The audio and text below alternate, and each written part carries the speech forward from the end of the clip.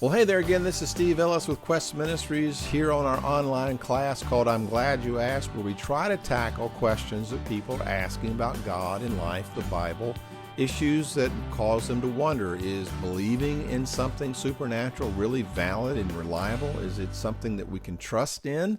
Today we're looking at a question called the reliability of the Bible. In a previous session we looked at how do you know it came from God. Today we're looking at its issue of reliability.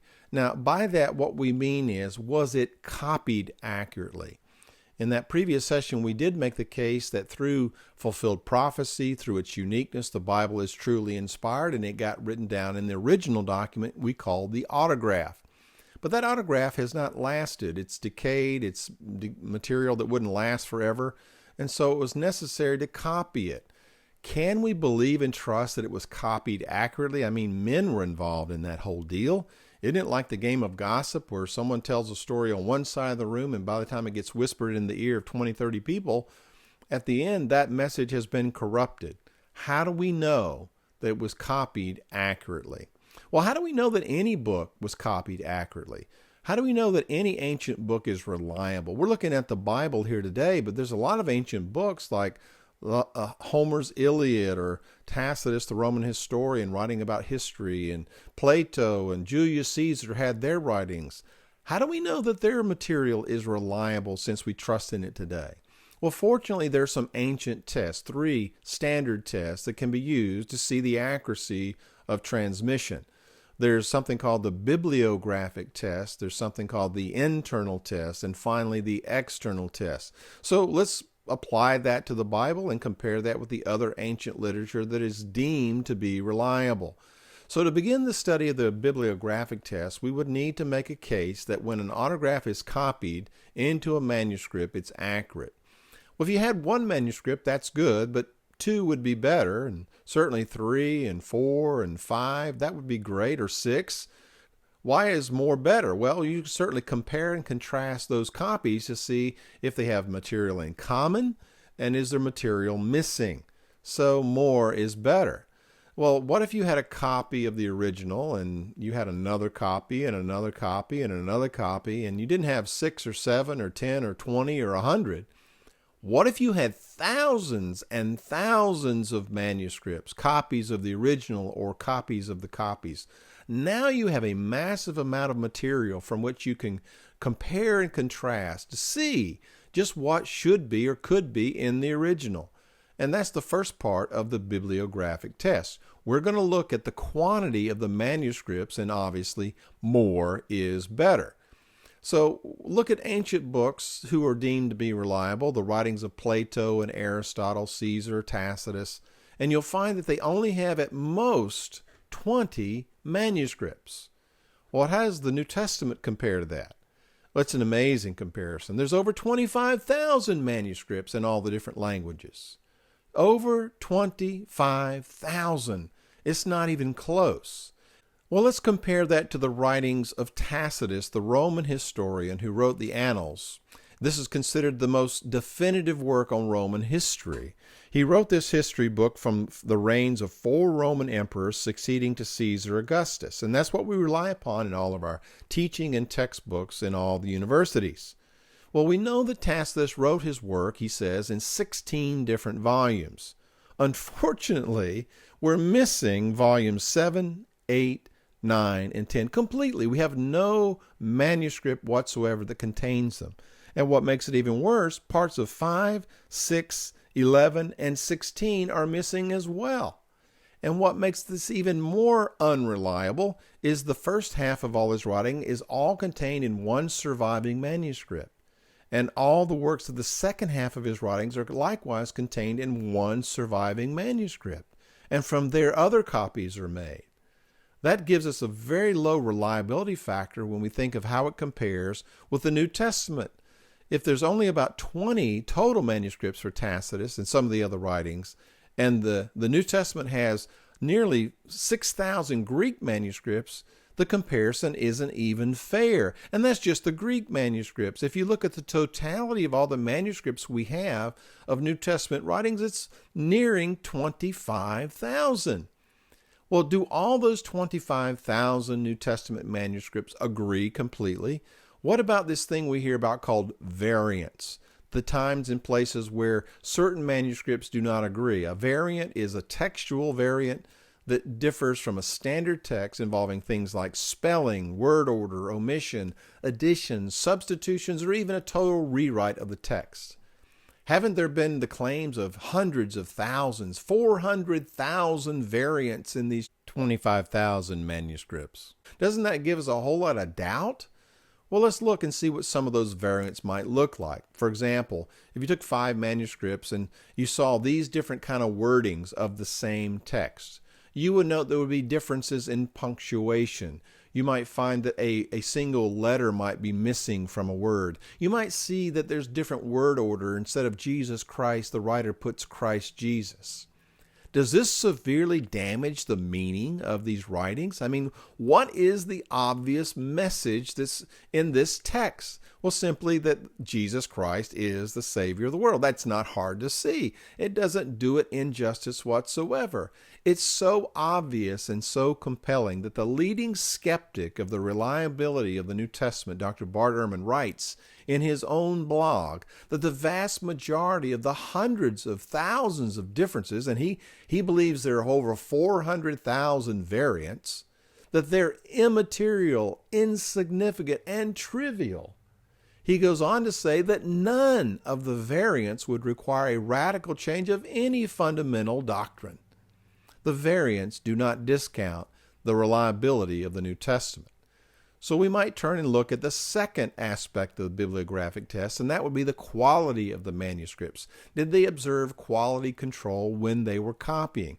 Obviously, precision here is better. And when you look at the Old Testament in particular, it is unparalleled in its copying. There were so many rules that were set forth by the Old Testament scribes to get it right. Rules that you would laugh at today. These are the types of materials that the writings had to be on, the skin of clean animals. That skin had to be lined off with certain numbers of lines and columns. The type of ink was done by a recipe, and it always had to be black. Nothing could be done from memory. One would look at a word, one would have to say it out loud, and then copy it down on the piece of paper. And the amazing thing is every letter, every word was counted. It had to be visually confirmed. And so a copy would have to be consistent in the number of letters, the middle letter, the middle word, and so forth. I mean, the work was amazing. When the work was found to be deficit, they had to start over. They had to wear certain clothing to do this copying, and they could not be distracted, so that even if a king were to address them while they were looking down and writing, that scribe could take no notice of him. Amazing precision. But how do we know they observed those rules? Is there some test? Well, you've probably heard of the Dead Sea Scrolls.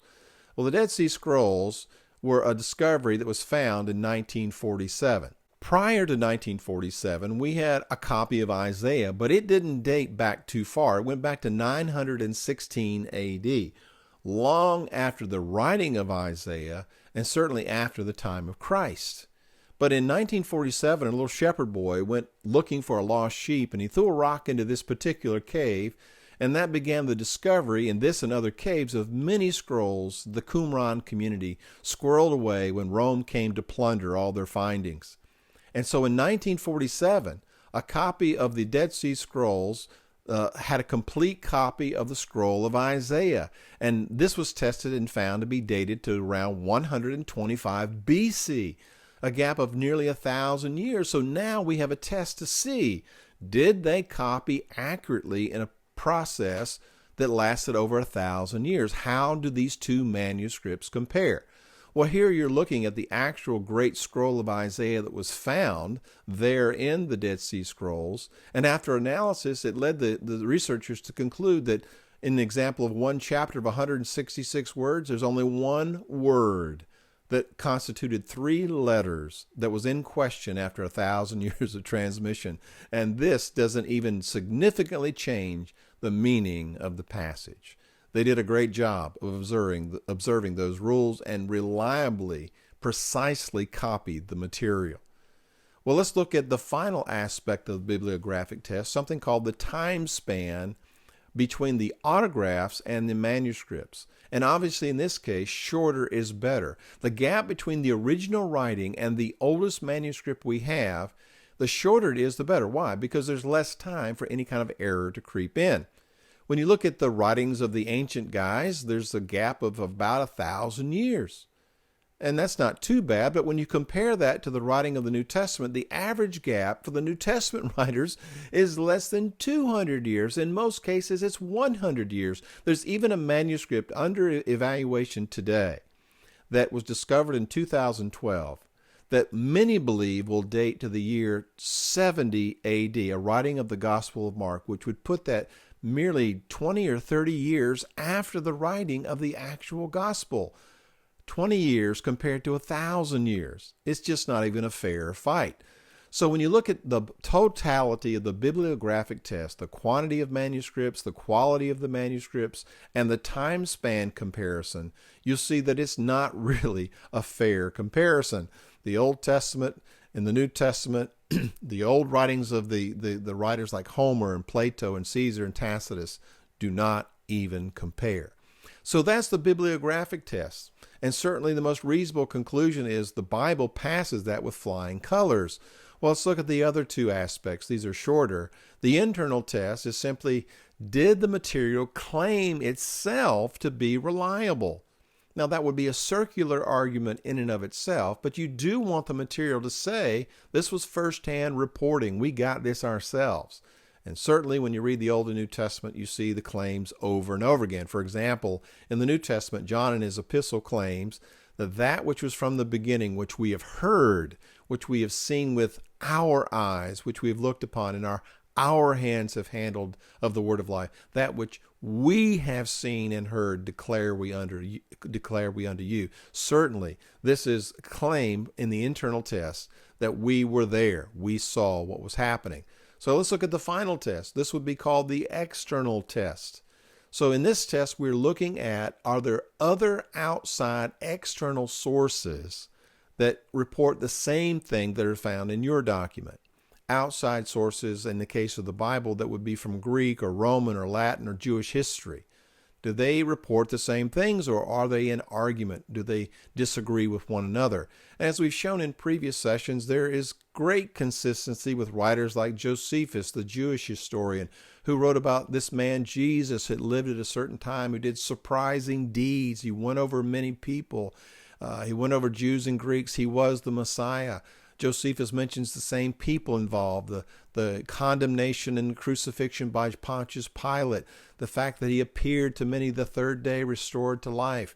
He corroborates the fact that this was fulfillment of old prophecy and that the Christians are still around to his very day. He reports and confirms the same material found in the New Testament. There's also the archaeological discoveries that can be looked at, because any kind of book that's locked in history is going to report cities and civilizations and kings and currency and things that archaeologists can dig up and find to confirm. And the summary statement about archaeology is this: there's never been a single archaeological find to negate or disagree with anything in the Bible, Old and New Testament. A truer statement is archaeology is the best friend of the Bible. It consistently confirms material written about in the Old and New Testaments.